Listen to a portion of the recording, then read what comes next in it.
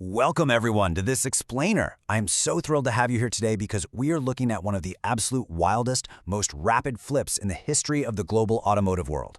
For over a century, the internal combustion engine pretty much dictated the geopolitical and economic maps of the world, right? And Western automakers were sitting very firmly in the driver's seat. But today, that map has been completely redrawn by the electric vehicle revolution.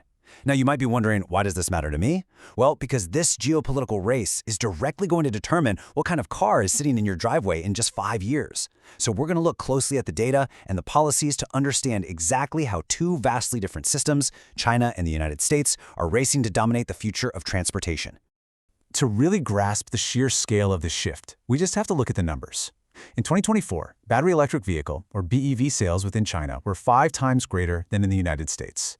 We are talking about an incredible 6.7 million fully electric vehicles sold in China, compared to a mere 1.3 million in the U.S.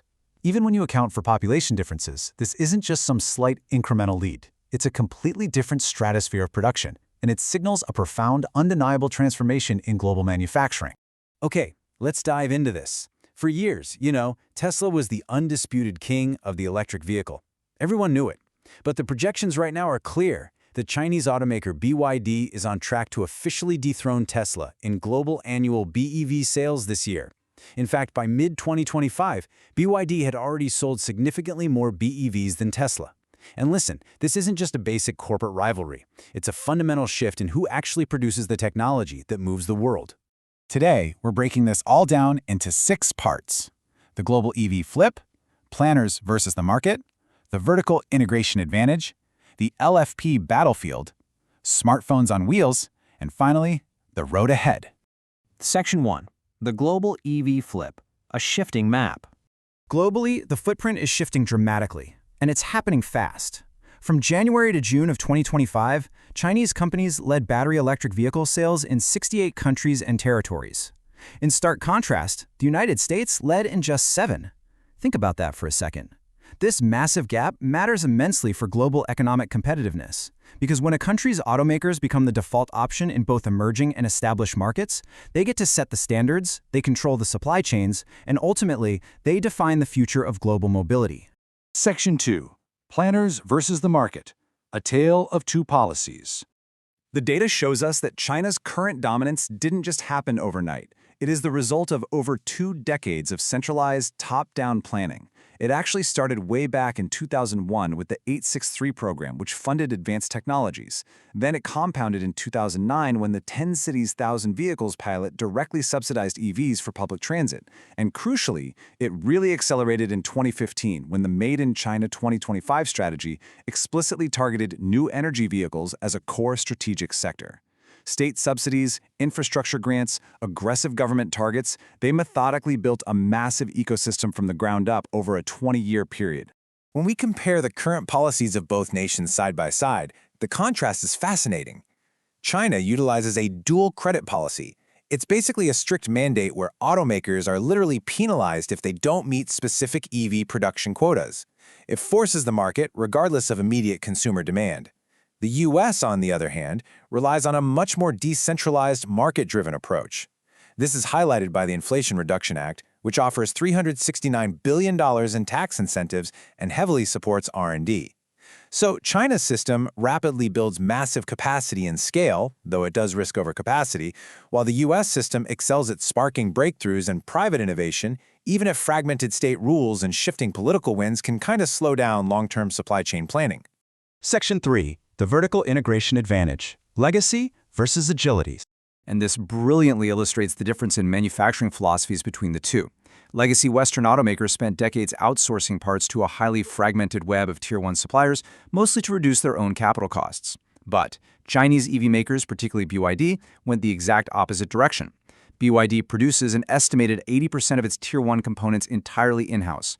We're talking everything from the batteries to the chips. Contrast that with Tesla, which, by the way, is considered highly integrated by Western standards, and they only produce about 37% in-house. This deep vertical integration gives Chinese disruptors incredible agility to adapt to market demands, and it completely insulates them from global supply chain shocks. Now, what's really interesting about this data is the hard financial reality tied to that strategy. It's staggering. By cutting out the middlemen, BYD saves an estimated $2,369 per vehicle just by avoiding supplier markups compared to a similarly positioned Tesla Model 3. When you combine that vertical integration with lower overhead costs and highly concentrated research and development hubs in China, it explains exactly why these vehicles can be priced so aggressively on the global market, all while still turning a profit. Section 4. The LFP Battlefield. The Irony of Innovation. Remember just a few years ago when the industry thought nickel-heavy batteries were the undisputed future? Well, plot twist. In a sudden, massive industry pivot that honestly caught a lot of legacy automakers totally off guard, lithium iron phosphate, or LFP batteries, have completely dominated the market. They now account for roughly 61% of global lithium-ion battery production. Why the flip? Because LFP batteries are cheaper to make, they're highly versatile, and they are significantly safer. And right now, the vast majority of LFP production, as well as the processing of its raw materials, is firmly controlled by China. Which leads us to this incredibly fascinating quote from industry executive John Pasalacqua: "A battery invented in North America, but scaled in China." It perfectly captures the irony of this whole technological race.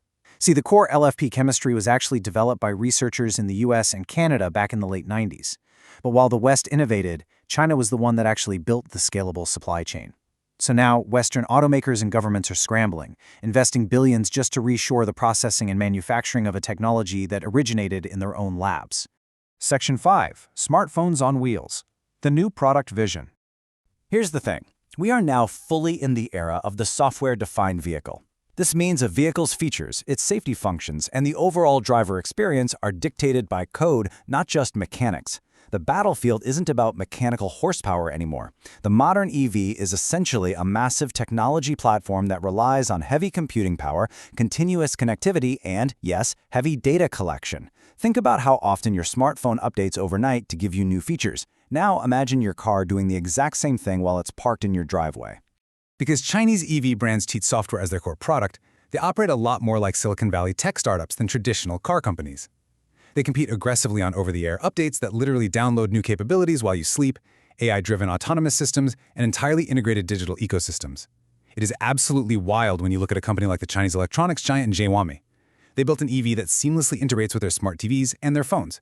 They are treating the car as just another node in their Internet of Things smart home network. Meanwhile, a lot of traditional legacy automakers are really struggling to update their rigid legacy software architectures just to keep up with this rapid tech-first product cycle. Section 6. The Road Ahead. Security, tariffs, and the future. So the crucial point is that this massive divergence in market growth has triggered a real wave of global anxiety. In response to China's rapid rise, the U.S. and the European Union have raised serious trade protectionist measures, including recent 100% tariffs on Chinese EVs entering the U.S. But, it is not just about protecting domestic manufacturing jobs anymore. It is deeply, deeply tied to national security. Because these vehicles act essentially as massive tech devices packed with cameras and sensors, Western governments are increasingly concerned about data privacy and the very real potential for cross-border data exploitation. So with deep vertical integration, a total lock on the battery supply chain, and a relentless software-first approach, the momentum right now is clear. The big question we're left with is, can the U.S. and legacy automakers leverage their incredible capacity for innovation to close this massive gap? Or will the autonomous, connected smartphones on wheels of the future remain undeniably made in China?